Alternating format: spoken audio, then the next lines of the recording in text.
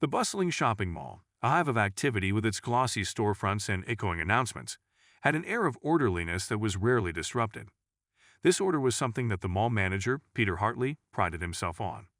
A stickler for rules and decorum, Peter walked the floors daily, his polished loafers clicking against the tiles, his neatly pressed tie sitting perfectly against a crisp white shirt.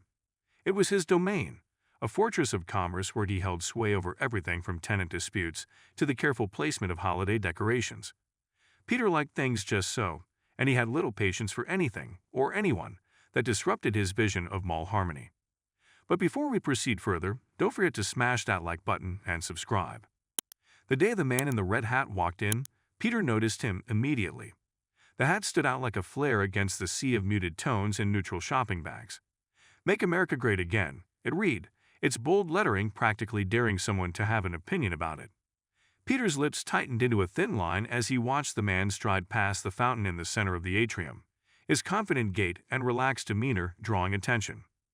Peter, who often fancied himself a modern-day sheriff keeping the peace in his retail frontier, wasn't about to let this slide. While the mall didn't have an official dress code, Peter considered himself the arbiter of taste and appropriateness. The hat, in his view, was provocative. It wasn't just a hat, it was a statement, and Peter didn't like statements.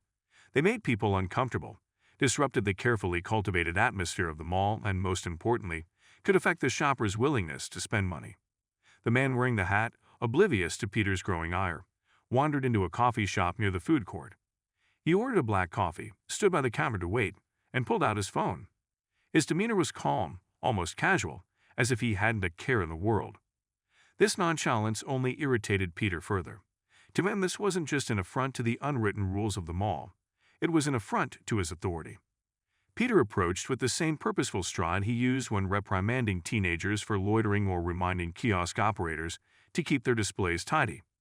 "Sir," he began, his voice carrying the kind of forced politeness that barely concealed his irritation, "I'm going to have to ask you to leave." The man turned his head, surprised but not startled. He glanced at Peter, then down at his hat, as if to confirm the source of the issue. "Leave? What for?" he asked, his tone as easygoing as his posture. Peter folded his arms, leaning slightly forward, as if the weight of his authority needed emphasis. "Your hat," he said. "It's causing a disturbance. We strive to create a welcoming environment here, and frankly, that's not exactly conducive to it." The man raised an eyebrow, a flicker of amusement crossing his face. "A hat is causing a disturbance," he repeated, his voice steady, not mocking, but with just enough inflection to suggest he wasn't taking Peter too seriously. Peter didn't like that. He didn't like that one bit. "Yes, it is," he snapped, his patience thinning. "I'm asking you nicely. Please leave before this becomes an issue." For a moment, the man seemed to consider the request, his hand absently reaching up to adjust the brim of his hat.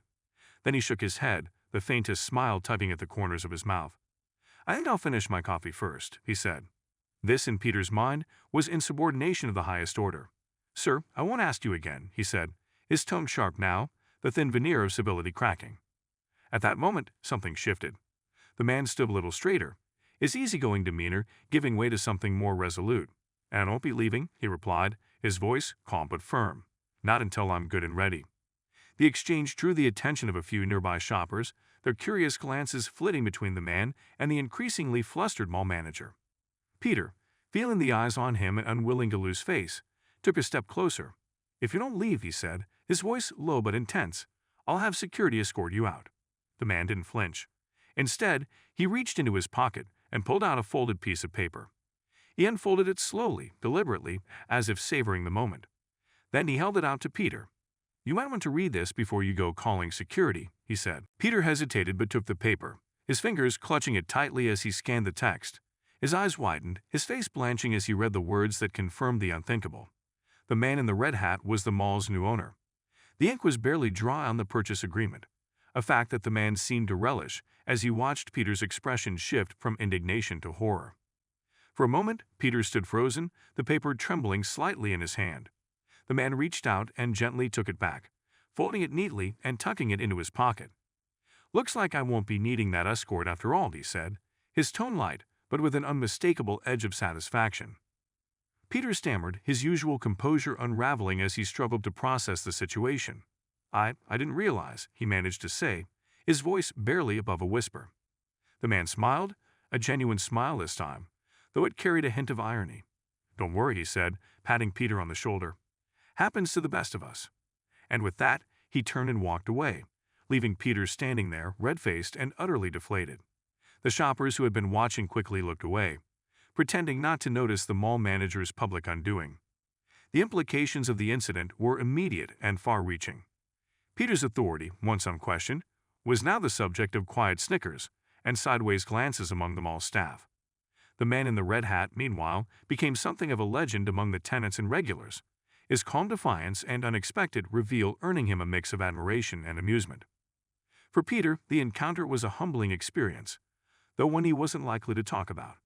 He continued his daily rounds, his tie still perfectly straight, his shoes still impeccably polished, but there was a noticeable shift in his demeanor. He was a little less quick to assert his authority, a little more cautious in his interactions, and every now and then, when he caught sight of a red hat in the crowd, he felt a pang of unease, a reminder that even in his carefully controlled domain, surprises could lurk around any corner. For days after the encounter, Peter Hartley couldn't shake the memory of the man in the red hat. The incident had rippled through the mall like an undercurrent, unspoken but ever present. Tenants whispered about it behind counters, and the janitorial staff exchanged knowing glances whenever Peter passed by. Even the barista at the coffee shop couldn't help but grin when recounting the moment the mall manager was put in his place by none other than the new owner. Peter, for his part, buried himself in his routines, hoping to reclaim the respect he felt slipping through his fingers. He reviewed schedules with extra care, personally inspected every detail of the holiday decor, and even offered a rare compliment to the jewelry store manager for their pristine display. But no matter how hard he tried to reassert his authority, the image of the man standing firm, his hat a blazing reminder of Peter's misstep, remained vivid in his mind. The new owner, meanwhile, kept a low profile, strolling the mall as if it were just another Saturday outing. Yet his presence loomed large, a quiet force that reshaped the atmosphere. Peter knew deep down that the mall would never quite feel the same again. Don't forget to hit that like button and subscribe to our channel for more engaging content. We thrive on your feedback, so be sure to leave your thoughts in the comments section below. Until next time, keep discovering and stay tuned.